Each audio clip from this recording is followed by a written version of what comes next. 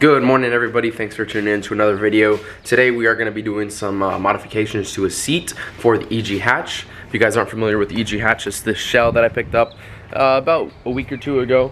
It's just a bare EG hatch shell, which we are going to be doing K-series amongst other things. We're also doing a lightweight reduction throughout the whole car so we can get the most out of it, you know what I mean? The seats are going to be a huge weight savings on the car. We're going from OEM EG hatch seats to a Kirkey metal racing seat. So if I turn this around, this is kind of an older Kirkey seat. I actually got it off of my friend Shane when he bought one of his CRXs. It came with it, and it was a little too small for him, so he was kind enough to let me rock it. And I was going to use it in my CRX, but now that we're doing the weight reduction and everything onto the EG hatch, I think this is going to be a perfect seat to use. It's a little tight on the sides for me, but it's just enough to keep me nice and snug. And we're going to try to use the stock brackets from an EG seat to make it work on this. Because there are a few companies that make aftermarket seat rails, and there's nothing wrong with that, absolutely. They look really nice. Some are adjustable, some are fixed. But the good thing about this is that you don't have to go out and spend like $150, $200 on just a set of rails. Hopefully we're going to try to make it as safe as possible. I'm not 100% decided if I'm going to cut the B-pillars yet, so I get rid of the OEM seat belt. That way we do a racing harness if we get rid of that, or if I'm going to keep the OEM seatbelt for the time being. We're going to see how it plays out with the seat bracket and whatnot. But just to get started, I have the seats already out of the car, the OEM seats. So it's basically just like unbolt the bottom part of the seat as well as the top of the seat from like the rail and everything, which is pretty straightforward. I'm not going to do too much of a time lapse. I'm going to be walking you through a little bit of the process so you can kind of see what I'm talking about. I'm just going to set my camera down for the moment and start taking that apart and showing you guys exactly how I'm doing it. Alright, so it is worth mentioning, this is my first time doing an OEM seat, like cutting it up to run an aftermarket seat. So if I do make any mistakes along the way, I'm more than likely going to see exactly what I did wrong and be able to show you guys how to not make the same mistakes as me. Alright, so this is the OEM driver's side seat. It's actually in pretty decent condition aside from having to be washed. Like if I were to keep it, I'd definitely give it a good cleaning. There's a small tear right here and a little cigarette, like somebody put a cigarette out on the bottom. But normally these are all torn up, so it's not a bad condition seat, but I really want to use the rail for what we're doing, so we're gonna have to sacrifice this guy. And just from what I was looking earlier, the bracket actually bolts onto a few spaces onto the seat itself. I'm thinking that's one of them, that portion right there as well, and then a few more spots on the bottom of the seat. We're gonna start off by removing these little side panels and then seeing exactly what we can bolt or unbolt underneath it. Alright, so this is on the your right side if you're sitting in the chair.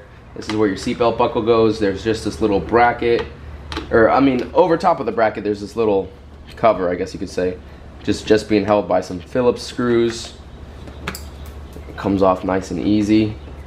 Now if I'm not mistaken, this is a 17. Yeah, the portion that holds the seat belt itself is a 17, so that just comes off right there.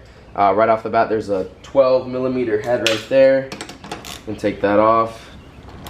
I think this is just what supports the top portion to the bottom of the seat. So obviously we're going to be removing that.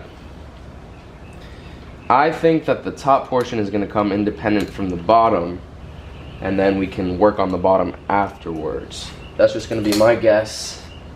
There's also a 14, looks like a 14 right there. Yeah, that's a 14 on the bottom. Which I don't know if you can see it. Let me put the camera out a little bit.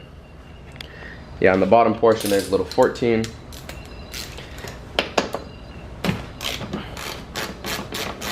Another one, I think the other one holds right there.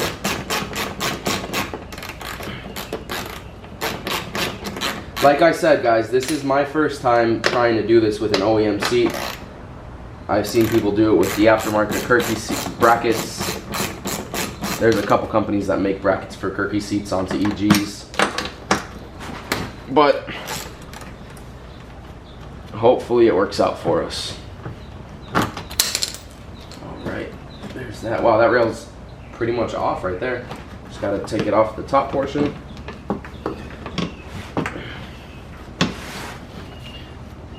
It's a lot simpler than I thought it was going to be. See if I can pry this off. There we go. That's super simple, just two 14mm nuts then, or bolts. So let me turn this around and show you guys the other side. Got a couple Phillips screws holding this side as well, which I'm just going to remove real quick.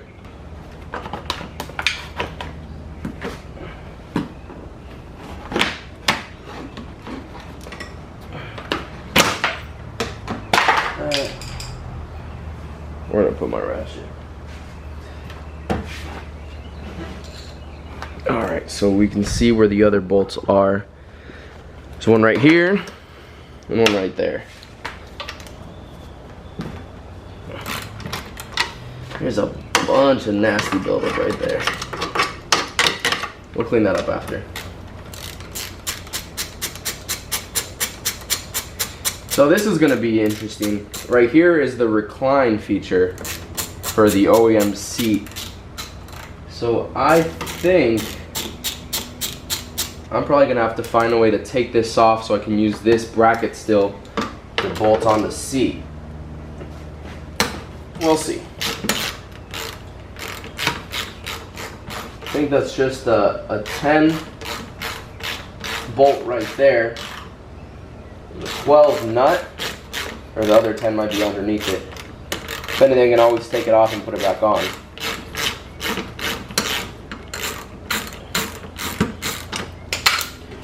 Alright, because that's free right there. Alright, so the bottom portion is out. Alright, so under the cloth itself there was another 14. I feel like there's one or two more, but at least we can start taking it off right there.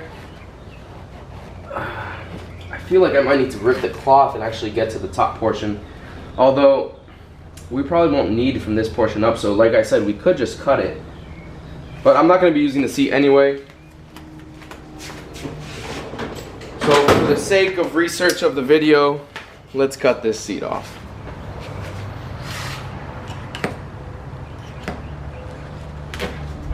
If anybody wants to talk smack about cutting an OEM seat like this in the comment section, feel free.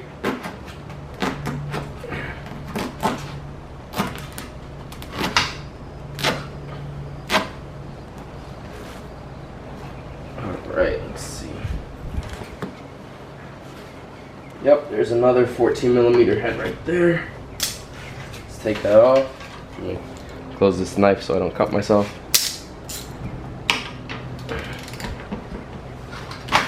Alright, yeah, that looks like it was the last one. So, after I take this off, it should be free.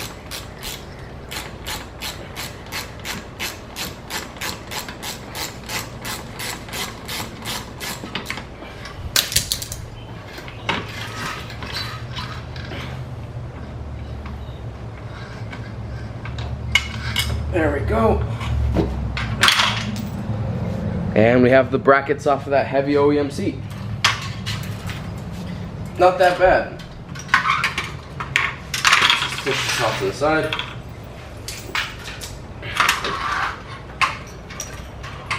It goes like this.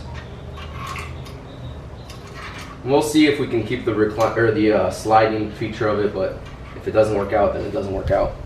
But now we're gonna hold this up. Set that right there.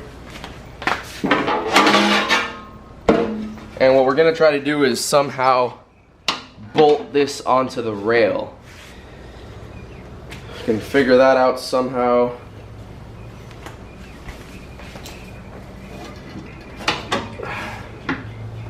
Can probably get 2 bolts right here. I can probably go to like Ace or something and get the bolts that the head is just like a circle, kind of like oval. I don't know if I'm explaining it right, but it doesn't have anything to grab onto the top. You just make a hole and it holds through, so it doesn't like have a big bulkhead hitting your side or anything. But this side looks like it'll be pretty good. Here, let me show you. I can get a bolt down here. I can get enough light. Bolt down here, 1 or 2 bolts if necessary right there. Then for this side, I'm not sure if they're aligned yet. I'm gonna have to push the seat back or push this rail forward a little bit.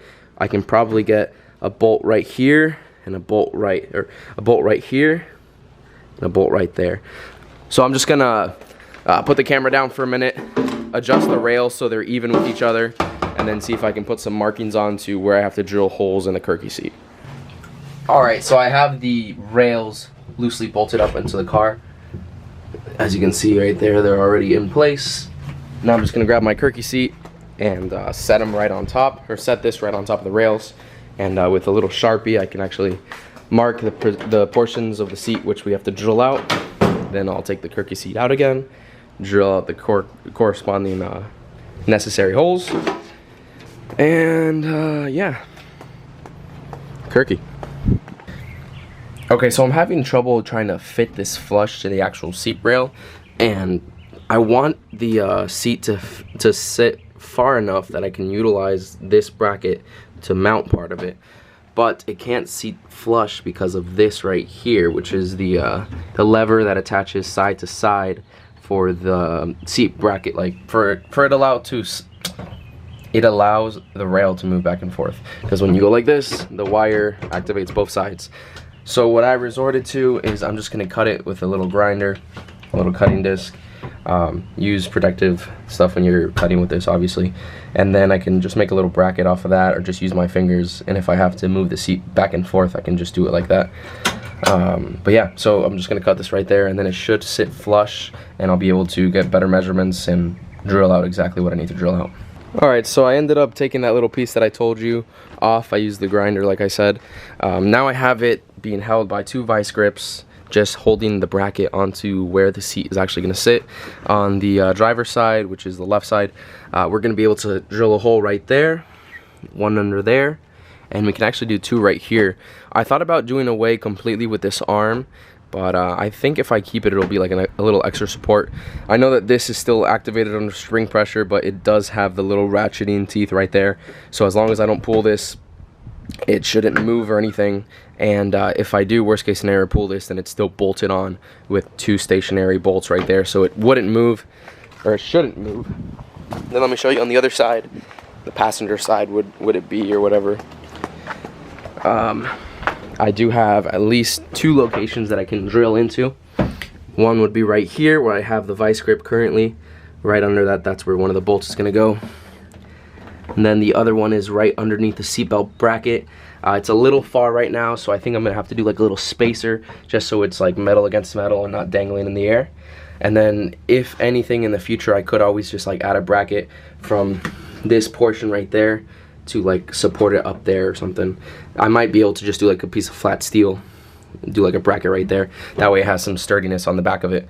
But it's coming out pretty good. I'm gonna start by doing my drilling the holes on the other side, and then after that side is secure, I can take this vice grip off, reposition it, so then I can get this front hole made right there. Alright, I'm gonna start by drilling this one right here.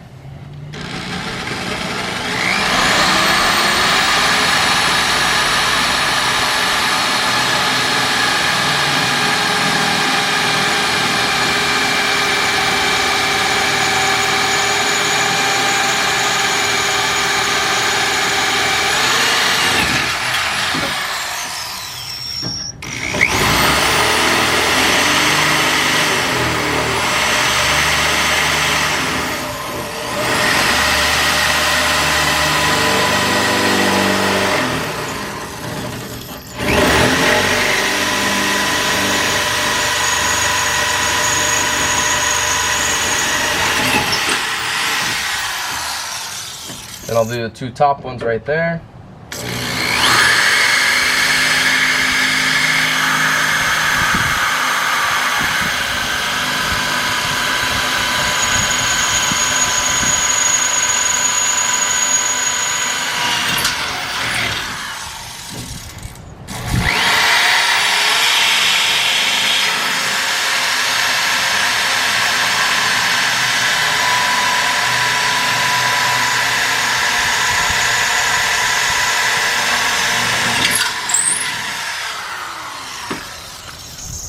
Alright, so I have two actual holes for where this is going to bolt up. This one's right next to the rail itself. These are right next to the rail. This one, you can see it has a little bit of space between the rail and the actual seat, but I think that once we bolt it, it should draw itself close enough. As for the other side, the front one is close like I showed you, and the other one I'm going to have to do a little steel bracket or something, or a steel spacer. But right now I have these holes exactly how I want them, still in position. I'm going to run to the hardware store real quick and grab those bolts that I told you, the ones that are flat on one side, and then it has the you know, regular thread on the other side. That way it's nice and clean. So I'm going to run over there, grab those real quick, and then I'll be back to show you guys the rest. Ace Hardware, get the bolts. See how the top is flat? So I'll be perfect for the seat. We'll get about like 10 of these just so we have a couple extra with some lock nuts, and that should be perfect. Okay, so here's a little bit of a closer look at the bolts that we have. Like I said, they're round at the top, and they have that kind of like a square finish to them right there. So if you have a straight hole, it kind of makes its own square fitting, as long as the hole is slightly smaller than it, excuse me, and then it has that flush fitting finish right there. So that's not really going to be annoying to your leg or to your back or anything, depending on where you put it, in comparison to a regular nut. And it tightens itself because it makes that square groove, and then you can actually put a bolt on it. Now I have the other one I'm about to tighten right there. Then I have the two up here that I have to do, and I can move over to the other side. Here, I'm going to tighten up the one over here, and you can see how it draws itself in, and it makes its own like groove, I guess.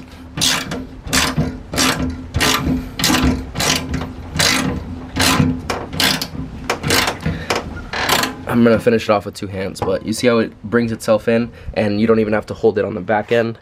If we do end up taking these bolts out ever, we're probably just going to knock it out, but it has that square groove that it makes itself into a circular, from a circular hole to a square groove. So should be able to hold itself there.